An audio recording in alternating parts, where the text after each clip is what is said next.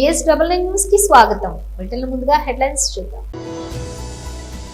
Party కేంద్ర కార్యాలయంలో రాష్ట్ర సంయుక్త కార్యదర్శి శ్రీ కర్మూరు వెంకటరెడ్డి విలేకరుల సమావేశం.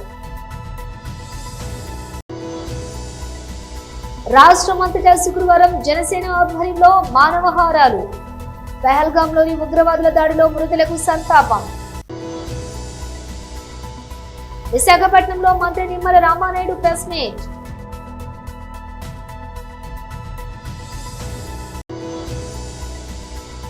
ఎంఐఎం, బీఆర్ఎస్, కాంగ్రెస్ పార్టీలు ముస్లిం యువకుల జీవితాలతో ఆడుకుంటున్నారు. శ్రీ ఎన్ఎస్ఎస్ ప్రభాకర్.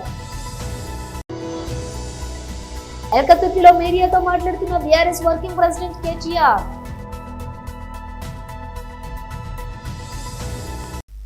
ఇక డీటెయిల్స్ చూస్తే పార్టీ కేంద్ర కార్యాలయంలోని రాష్ట్ర సంయుక్త కార్యదర్శి శ్రీ కర్మూరు వెంకటరెడ్డి విలేకరుల సమావేశం నిర్వహించారు. ఎవరు ఈ కంపెనీలను ఆరాధిస్తే నారా లోకేష్కి సన్నిహితుడు. ఈరోజు ఆంధ్రప్రదేశ్ రాష్ట్రంలో ఏదైతే రాజ్యాంగేతర శక్తిగా పనిచేస్తున్నటువంటి కిలారు రాజేష్ నారా లోకేష్ ఫ్రెండు. సో నారా లోకేష్కి బినామీ కూడా కిలారు రాజేష్ కొన్ని వందల కంపెనీలు ఇలానే నెల 2 నెలలు 3 నెలల క్రితంలో ఏదైతే కొన్ని వందల కంపెనీలు రిజిస్టర్ చేసి ఆంధ్రప్రదేశ్ రాష్ట్రంలో ఉన్నటువంటి భూముల్ని కొట్టేయడానికి వేసినటువంటి కుట్రలో భాగం ఇది. ఆర్గనైజ్డ్ స్కామ్ ఇది. ఆంధ్రప్రదేశ్ రాష్ట్రంలో ఆంధ్రప్రదేశ్ రాష్ట్ర ప్రభుత్వమే ఒక స్కామ్ వాళ్ళ మనుషుల చేత ముందు వాళ్ళ మనుషులను పెట్టి వెనకాల వీళ్ళుండి భూములను కొట్టేసేటటువంటి ఒక పెద్ద స్కామ్కి ఈరోజు ఆంధ్రప్రదేశ్ రాష్ట్ర ప్రభుత్వమే తెరలేపింది. మీరు ఇక్కడ చూసుకుంటే పేరుకేమో పైకి టీసీఎస్ని చూపించారు. ఎందుకంటే టీసీఎస్ అంటే ఎవరు కూడా క్వశ్చన్ చేయం కదా. టీసీఎస్ అనేది ఒక మంచి కంపెనీ. డెఫినెట్లీ టీసీఎస్ అనేది జగన్మోహన్ రెడ్డి గారి ప్రభుత్వమే 2020లోనే టీసీఎస్తో సంప్రదింపులు జరిపింది. తర్వాత 2 ఏళ్ళు కోవిడ్ వచ్చింది. కోవిడ్ తర్వాత 2022లో ఏదైతే ఇదే తాడేపల్లి ఇక్కడికే వచ్చి ఏదైతే టీసీఎస్కి సంబంధించినటువంటి చంద్రశేఖర్ గారు వచ్చి జగన్మోహన్ రెడ్డి గారి ప్రభుత్వంతో సంప్రదింపులు జరిపెళ్ళారు. దానికి సంబంధించినటువంటి గ్రౌండ్ అంతా ప్రిపేర్ అయ్యి ఉంది. సో తర్వాత మేము అధికారంలో నుంచి దిగిపోయాం. సో ఇప్పుడు వాళ్ళు టీసీఎస్కి ల్యాండ్ కేటాయించారనేది నిన్న అఫీషియల్గా ఒక జీవోని రాష్ట్ర ప్రభుత్వం రిలీజ్ చేసింది. ఎంత దారుణం ఇది కూడా.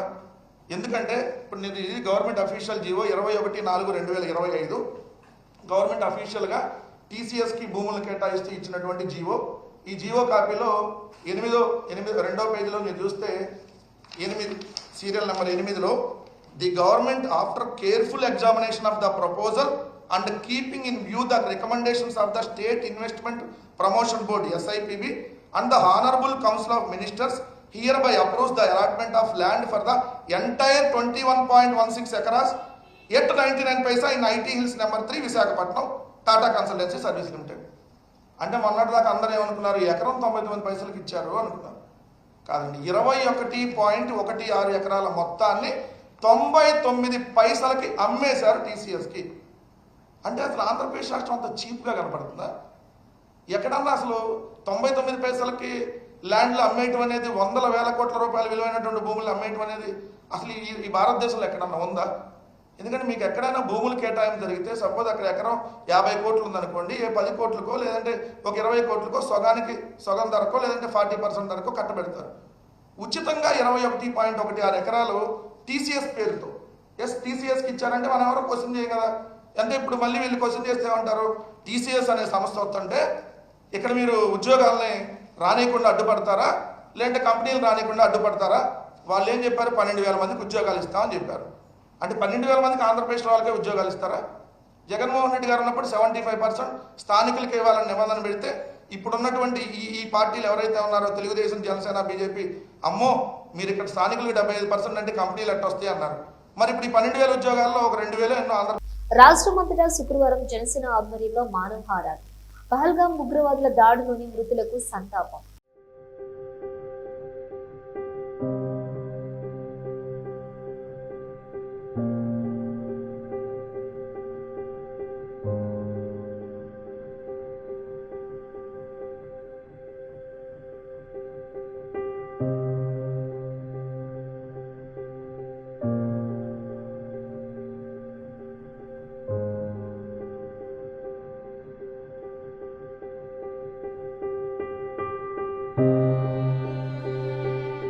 మన దేశానికి ఒక దుర్దినం, ఒక కాళరాత్రి.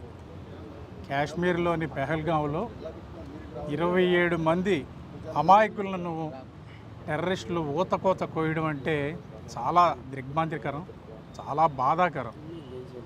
ఈ సమాచారం తెలిసిన వెంటనే గౌరవ డిప్యూటీ సీఎం శ్రీ పవన్ కళ్యాణ్ గారు, జనసేన అధ్యక్షులు వారు చాలా కలత చెందారు, ఆవేదన చెందారు. వెంటనే ఆయన సందేశాన్ని, ఆయన మనసులో ఆవేదనని ట్విట్టర్ ద్వారా వ్యక్తం చేశారు. ఈరోజు ఉదయం పార్టీ శ్రేణులతో మాట్లాడుతూ మనం దేశం కోసం సంఘీభావం తెలపవలసిన సమయం ఇది. 3 రోజుల పాటు జనసేన పార్టీ తరపున సంతాప దినాల్ని పాటించాలని ఆయన ఈ ఉదయం ప్రకటించారు. ఆ మేరకు ఈ ఉదయం పార్టీ కార్యాలయంలో పార్టీ పతాకాన్ని అవనతం చేశాము. సాయంత్రం ఈ ఊచకోతలో అమరులైన వారికి సంతాప సూచకంగా ఈ సాయంత్రం కార్యాలయం దగ్గర క్యాండిల్స్ వెలిగిస్తాము. రాష్ట్ర వ్యాప్తంగా జనసేన కార్యాలయాలు ఎక్కడున్నాయో అన్ని చోట్ల, అన్ని ప్రాంతాల్లోనూ జనసేన నాయకులు, కార్యకర్తల ఇళ్ల మీద కూడా ఈ పార్టీ పతాకాన్ని ఈరోజు అవనతం చేయమని అధ్యక్షుల వారి ఆదేశం. ఆయన ఆదేశాలను పాటిస్తున్నాము. ఈ కార్యక్రమాన్ని ప్రారంభించాము. అదేవిధంగా సాయంత్రం కొవ్వొత్తులు వెలిగించి అమరులైన వారందరికీ నివాళులు తెలియజేస్తాము. రేపటి రోజున ప్రతి కార్యాలయం దగ్గర మా శ్రేణులు సంతాపం వ్యక్తం చేస్తూ మౌనంగా దీక్షలో కూర్చుంటారు. అదేవిధంగా 3వ రోజున రాష్ట్ర వ్యాప్తంగా కొవ్వొత్తుల ప్రదర్శన, మానవహారాలు జరుగుతాయి. రాష్ట్రంలోని ఏదో ఒక నగరంలో, ఎంపిక చేసుకున్న నగరంలో పార్టీ అధ్యక్షుల వారు కూడా ఈ ప్రదర్శనలో చివరి రోజున పాల్గొంటారు. ఈ కార్యక్రమాన్ని ప్రతి ఒక్క జన సైనికుడు పాల్గొని ఈ కార్యక్రమంలో మన దేశానికి, అమరులైన వారికి సంఘీభావం తెలియజేయవలసిందిగా కోరుతున్నాము. ఒక్క జనసేన పార్టీయే కాదు, ఈ దుర్ఘటనను దేశ ప్రజలందరూ, ముఖ్యంగా తెలుగువారందరూ ముక్తకంఠంతో ఖండించాలి. మన బలాన్ని మనం తెలియచేయాలి. బలం మీన్స్ సామరస్యపూర్వకంగా, శాంతియుతంగా, సంఘటితంగా మేమందరం ఒక్కటే. మా మీద ఏది దాడి జరిగినా మేము తీవ్రంగా ప్రతిఘటిస్తామనే ఒక సందేశాన్ని ముష్కరులకు తెలియచేయాలని అధ్యక్షుల వారు తెలియచేశారు. ఈ సందర్భంగా అమరులైన ప్రతి ఒక్కరికి, వారి కుటుంబానికి సంతాపం తెలియజేస్తూ వారికి తీవ్రమైన వారి ఆత్మకు శాంతి కలగాలని ఈ సందర్భంగా ప్రార్థిస్తున్నాము. ఒక్క నిమిషం మౌనం మీ ముందు పాటిస్తున్నాము.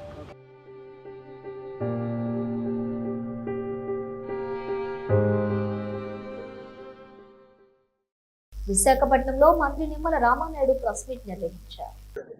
తెలుగుదేశం, జనసేన, బీజేపీ ఎన్డీఏ ప్రభుత్వానికి అత్యంత ప్రాధాన్యత ఇచ్చేటువంటి, పనిచేసేటువంటి ప్రభుత్వం. గౌరవ ముఖ్యమంత్రి నారా చంద్రబాబు నాయుడు గారు ఉత్తరాంధ్రకు సంబంధించినటువంటి ఇరిగేషన్ ప్రాజెక్టులు అంశాల వారీగా రివ్యూ చేసుకుని, ఆ ప్రాజెక్టులు ప్రాధాన్యత ప్రకారంగా పూర్తి చేసుకుని ఉత్తరాంధ్ర ప్రజల రుణం తీర్చుకునేటువంటి విధంగా ఆ ఇరిగేషన్ ప్రాజెక్టుల మీద ప్రాధాన్యత ఇవ్వాలని మరి చంద్రబాబు నాయుడు గారు ఇచ్చినటువంటి ఆదేశాల ప్రకారం ఏదైతే విజయనగరం, శ్రీకాకుళం 2 జిల్లాల్లోనూ కూడా పర్యటించి అక్కడ ఉన్నటువంటి అధికారులు, ఇరిగేషన్ డిపార్ట్మెంటు, అదేవిధంగా గౌరవ ప్రజాప్రతినిధులు అందరితోటి కూడా రివ్యూస్ తీసుకుని ఏదైతే ప్రతి ప్రాజెక్టు ఇండివిజువల్కి కూడా ఇన్స్పెక్షన్ అండ్ రివ్యూ చేసుకుని మరి ఒక నోట్ ప్రిపేర్ చేసి ముఖ్యమంత్రి గారి దృష్టిలో పెట్టి ఉత్తరాంధ్రకి ఒక ఉజ్వలమైనటువంటి భవిష్యత్తు ఉండేటువంటి విధంగా ఆ యొక్క సాగునీటి సంఘాన్ని అభివృద్ధి చేయాలనే సంకల్పంతో మరి ఈ యొక్క ప్రభుత్వం పనిచేస్తుందని చెప్పి తెలియజేసుకుంటూ, మరి ఏదైతే ఈ యొక్క 2 రోజుల్లో ఈ ఉత్తరాంధ్ర పర్యటనలో నేను చూస్తూ ఉంటే మరి అధికార మార్పిడి అనేది 2 రకాలుగా కనిపించింది. తెలుగుదేశం అధికారంలోకి వచ్చినప్పుడు అధికార మార్పిడి అనేది అభివృద్ధి వైపు పనిచేస్తే, అదే అధికార మార్పిడి వైసీపీ అధికారంలోకి వస్తే విధ్వంసం వైపు పనిచేసినటువంటి పరిస్థితి. దానికి ఉదాహరణే మన ఉత్తరాంధ్రకు సంబంధించినట్టు కానీ, ఆంధ్రప్రదేశ్ రాష్ట్రంలో కానీ ఇరిగేషన్ కూడా దానికి ఉదాహరణ.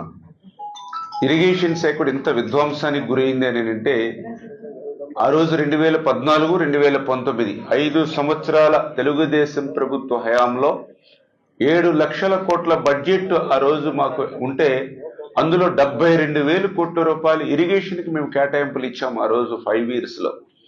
మరి అదే 19-24 వైసీపీ పాలనలో బడ్జెట్ పెరిగింది. 12 లక్షల కోట్ల బడ్జెట్ వాళ్ళకి 5 yearsలో ఉంటే వాళ్ళకి ఇరిగేషన్ శాఖ ఇచ్చింది అంటే 32,000 కోట్ల రూపాయలు.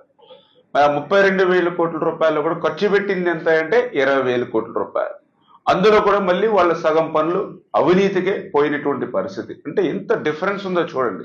7 లక్షల కోట్ల బడ్జెట్ ఉన్నప్పుడు 72,000 కోట్లు మనం పెట్టాం. 12 లక్షల కోట్ల బడ్జెట్ ఉన్నప్పుడు 32,000 కోట్ల రూపాయలు మరి పెట్టి ఏ రకంగా ఇరిగేషన్ విధ్వంసం చేశారు. మళ్ళీ ఈరోజు అధికారంలోకి వచ్చింది ప్రజాప్రభుత్వం. ఏదైతే ఆ రోజు ఓటాన్ అకౌంట్ బడ్జెట్ కానీ మొన్న మార్చిలో పెట్టినటువంటి బడ్జెట్ కానీ అంటే మొదటి 9 నెలల్లోనే ఇరిగేషన్ శాఖకు 35,000 కోట్లు అంటే ఓటాన్ అకౌంట్లో 17,000, అదేవిధంగా మొన్న 18,000.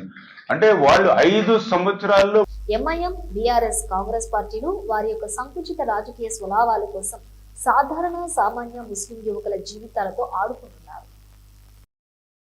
అసదుద్దీన్ ఓవైసీకి బుద్ధి చెప్పే సమయం ఆసన్నమైంది. వ్యతిరేకించే సమయం ఆసన్నమైంది. ఎన్నికని బహిష్కరించే సమయం ఆసన్నమైంది. ఈ స్థానిక సంస్థల ఎన్నికల్లో ఎంఐఎం కార్పొరేటర్లు ఆలోచించాలి.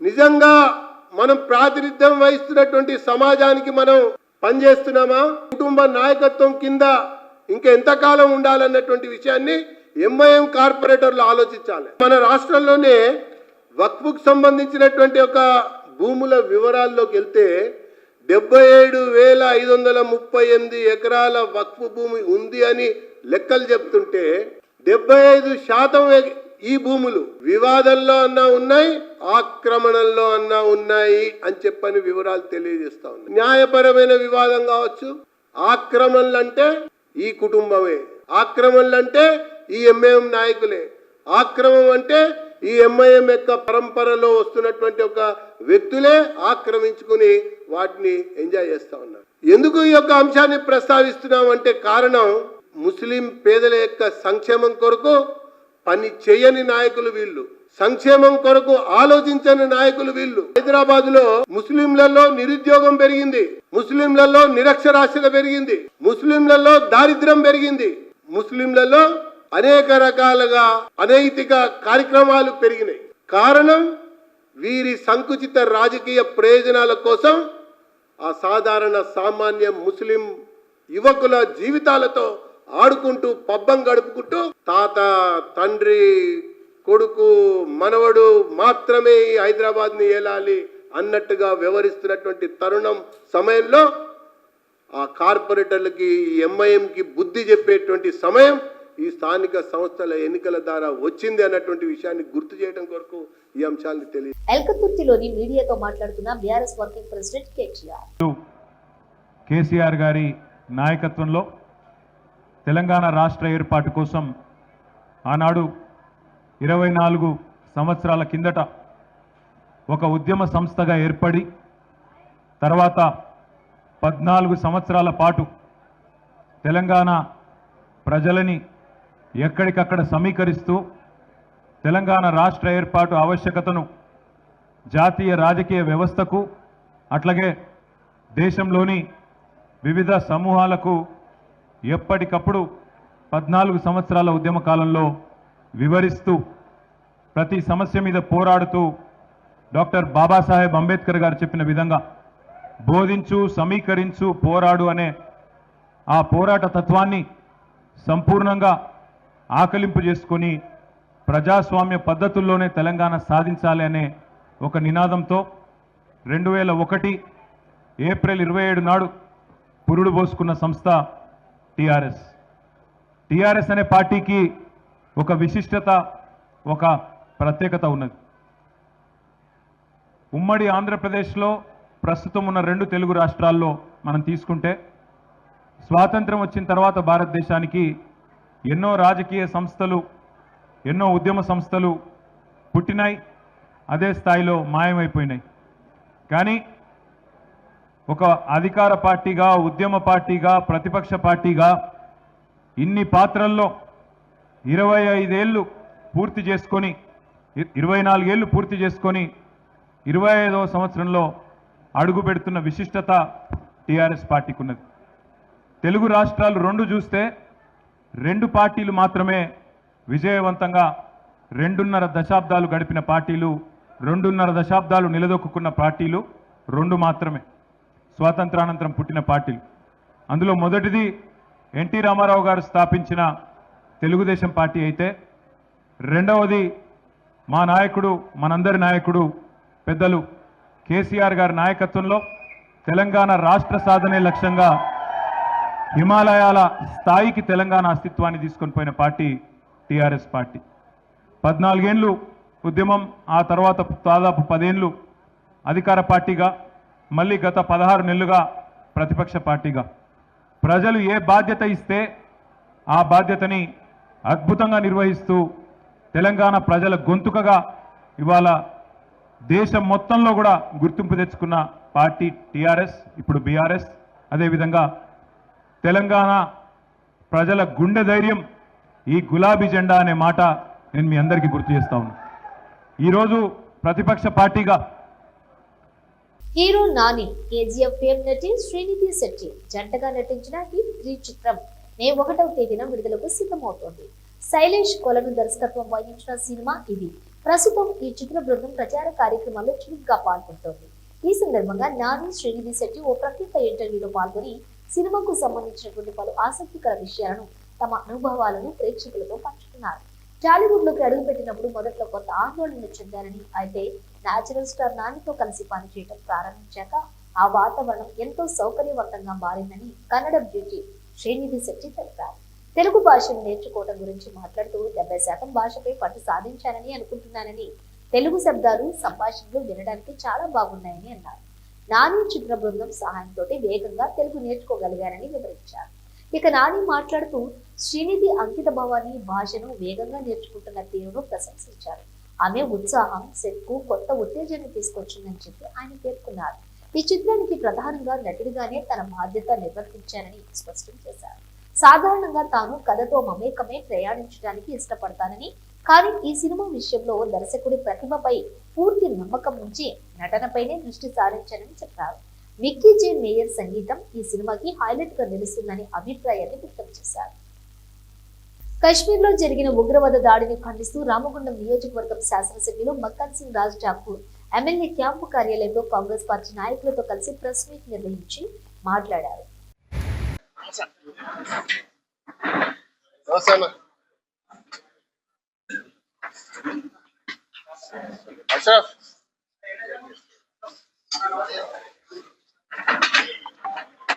నిన్న జరిగినటువంటి సంఘటన భారతదేశంలో కాశ్మీర్లో చక్కటి చల్లని వాతావరణం, ఆహ్లాదకరమైన వాతావరణంలో ఈ దేశానికి సంబంధించిన అందాలు తిలకించడానికి ప్రపంచంలో ఎక్కడ లేనటువంటి ఒక బ్రహ్మాండమైనటువంటి, పూర్వం చెప్తా ఉంటారు ఏదో దేవతలు తిరిగిన ప్రాంతం కాశ్మీర్ అని, అటు కేరళ అని, ఇటువంటి హిమాలయాలని, అక్కడ విధ్వంసం మరీ కులంతో పోలుస్తూ పిలిచి నిర్దాక్షిణ్యంగా పాయింట్ బ్లాంక్ లో కాల్చినటువంటి సంఘటనలు తీవ్రంగా ఖండిస్తా ఉన్నాం. దాంట్లో ఆశలు బాసినటువంటి మన దేశ, మన బంధువులకి మనస్ఫూర్తిగా శ్రద్ధాంజలి ఘటిస్తా ఉన్నా వారి కుటుంబాలకి. ఎంత దురదృష్టం అంటే ఇవాళ దేశంలో గత 3 టర్మ్లుగా అధికారంలో ఉన్నటువంటి ప్రభుత్వం, మోడీ ప్రభుత్వం, గొప్ప మాటలు బూటక మాటలు చెప్తూ గతంలో అనుకోకుండా జరిగిన సంఘటనలు భూతద్దంలో చూపించి దేశవ్యాప్తంగా మేము తప్ప ఇంకెవరం లేము అనే విధంగా చూపించినటువంటి ప్రయత్నం చేయడం జరిగింది. ఇవాళ నిర్దాక్షిణ్యంగా ముష్కరులు టెర్రరిస్టులు చొరబడి చంపుతా ఉంటే దానిపై మొసలి కన్నీరు కారుస్తా ఉన్నా. నేను డిమాండ్ చేస్తున్నా, ఒక భారతీయుడిగా, కాంగ్రెస్ పార్టీ జిల్లా అధ్యక్షుడిగా, ఒక శాసనసభ్యుడిగా, ఈ దేశంలో బాధ్యత కలిగిన వ్యక్తిగా ప్రధాని మోడీ, హోమ్ మినిస్టర్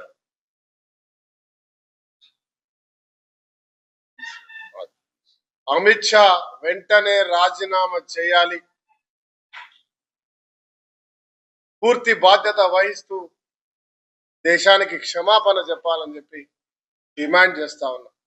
కొల్చారం మండలం ఏడుపైల దేవస్థానానికి వచ్చే భక్తుల సౌకర్యార్థం చలువ పందిళ్లతో తాత్కాలిక బస్సు షెల్టర్లను ఏర్పాటు చేసినట్లుగా Medak RTC DM Surekha Kolcharam SI Mohammed గౌస్లు అన్నారు.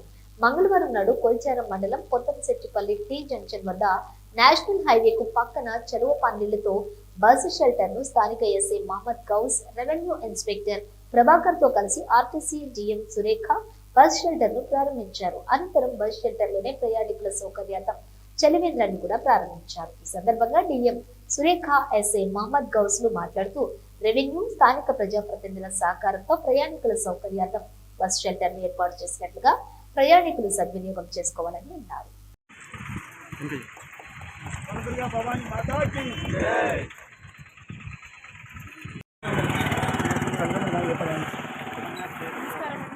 తెలంగాణ రాష్ట్ర రోడ్డు రవాణా సంస్థ మెదక్ ఏడుపాయల దర్శనానికి వచ్చే భక్తుల సౌకర్యార్థము ఇక్కడ రోజు ఎండలో ప్రయాణిస్తున్నారని చెప్పేసి గమనించి వారి కోసం అని చెప్పేసి పోతంశెట్టిపల్లి గ్రామ ప్రజల యొక్క సహకారంతో ఎంఆర్ఓ మరియు ఆర్ఐ గారి సహకారంతో ఇక్కడ టెంపరీ షెల్టర్ ఏర్పాటు చేయడం జరిగింది. ఇది భక్తులకి ఎంతో సౌకర్యంగా ఉంటుంది. మరియు అక్కడ ఎండాకాలం కాబట్టి మాజీ సర్పంచ్ నరసింహ గారి సహకారంతో చలివేంద్రం కూడా ఏర్పాటు చేయబడింది. దీనికి అంతటికీ సహకరించిన వారందరికీ కూడా మేము ధన్యవాదాలు తెలియజేస్తున్నాము. అదేవిధంగా మన ఎస్ఐ గారు కూడా దీనికి ప్రమాదాలు గురి కాకుండా మాకు ఎంతో సహకరిస్తున్నారు. ఇక్కడ ఏ ఇబ్బంది ఏదో పెట్టినా కూడా మాకు సహకరిస్తున్నారు. కాబట్టి అందరికీ కూడా ధన్యవాదాలు తెలుసు. ప్రయాణికులందరూ సౌకర్యాన్ని అందరినీ కూడా వినియోగించుకొని ప్రయాణము సుఖవంతంగా సురక్షితంగా చేసుకోవాలని చెప్పేసి కోరుతున్నాను. ఈ జంక్షన్ దగ్గర మరి ఏడుపాయలు పోయే ఎక్కువగా ఉంది. ఈ జంక్షన్ ఉంది. ఇక్కడ చాలా ప్రయాణాలు హైదరాబాద్ నుంచి దర్శనానికి వస్తారు. మరి రోడ్డు మీద ఎలాంటి మరి బస్సులకి ఎక్కిపోవడానికి సౌకర్యం లేకుంటే మరి ఎండాకాలం ఉంది. మరి రోడ్డు మీద నిలబడుతున్న పరిస్థితి ఉండే. మరి చాలా మన రెవెన్యూ డిపార్ట్మెంట్ మరి ఆర్టీసీ సిబ్బంది మరి మేడం డిఎం గారు మరి ఆర్ఏ గారు మరి ఇక్కడ సర్పంచ్ లోకల్ వాళ్ళందరూ కలిసి మరి ఆర్టీసీ సిబ్బంది అందరూ కలిసి మరి ఇక్కడ వర్క్ టెంపరీగా ఏర్పాటు చేశారు. అదేవిధంగా మరి నాగపౌరులకు ఎండలు వచ్చిన వాళ్ళకి నీళ్ళ సౌకర్యం గురించి కూడా చలివేంద్రం కూడా ఓపెన్ చేశారు. చాలా దినాల నుంచి రోడ్డు మీద ఇక్కడ యాక్సిడెంట్ అయ్యే ప్రమాదం ఉండే. ఇప్పుడు కొంతమంది ఇక్కడ కూర్చోడానికి కూడా కుర్చీలు కూడా అరేంజ్ చేస్తాము. ఇక్కడ చేయడం చాలా ఈ రోడ్ ప్రమాదాలకు గురి కాకుండా మనం కాపాడగలము. మా కుర్చీ కూడా మేము ఇక్కడ రోడ్ సెక్యూరిటీ కూడా పెడుతున్నాము. ఇక్కడ వచ్చిన పోయితే ప్రయాణికులకు సదుపాయం కలిగించిన ఇక్కడ రెవెన్యూ వాళ్ళకి మరి ఆర్టీసీ డిపార్ట్మెంట్ వాళ్ళకి అందరికీ మా పోలీస్ తరఫున కృతజ్ఞతలు తెలుపుతున్నాము. బ్రిటన్ ముగించే ముందు హెడ్లైన్స్ మరోసారి. పార్టీ కేంద్ర కార్యాలయంలో రాష్ట్ర సంయుక్త కార్యదర్శి శ్రీ కర్మూరు వెంకటరెడ్డి విలేకరుల సమావేశం. రాష్ట్రమంతటా శుక్రవారం జనసేన ఆధ్వర్యంలో మానవహారాలు. పహల్గాంలోని ఉగ్రవాదుల దాడిలో మృతులకు సంతాపం. విశాఖపట్నంలో మంత్రి నిమ్మల రామానాయుడు ప్రెస్ మీట్.